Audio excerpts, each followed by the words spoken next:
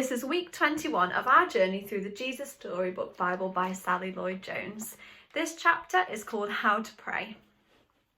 In those days, there were some extra super holy people, at least that's what they thought, and they were called Pharisees. Every day they would stand out there in the middle of the street and pray out loud in big, extra, super holy voices. They weren't praying so much as just showing off. They used lots of special words that were so clever that no one understood what they meant. People walking by would stop and stare, which might sound rude, except that's exactly what the extra super holy people wanted. They wanted everyone to say, "Look at them, they're so holy, God must love those people best." Now, you and I both know that they were wrong. God doesn't just love holy people, but the people walking by weren't so sure.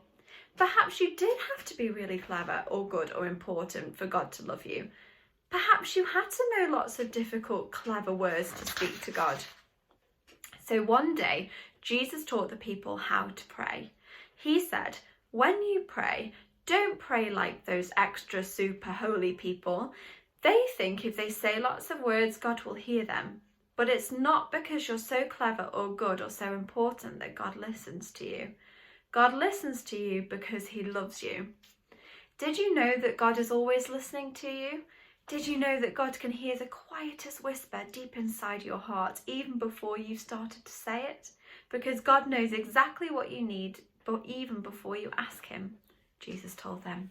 You see, God just can't wait to give you all that you need. So you don't need to use long or special words. You don't have to use a special voice. You just have to talk. So when you pray, pray in your normal voice, just like when you're talking to someone you love very much, like this. Hi, we want to know you and be close to you. Please show us how.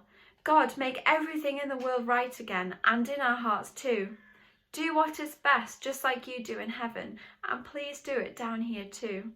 Do what is best, just like you do in heaven, and please do it down here too.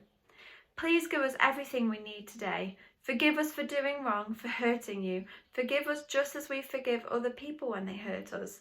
Rescue us. We need you. We don't want to keep running away and hiding from you. Keep us safe from our enemies. You are strong, God. You can do whatever you want. You are in charge. Now and forever and for always. We think you are great. Amen. Yes, we do.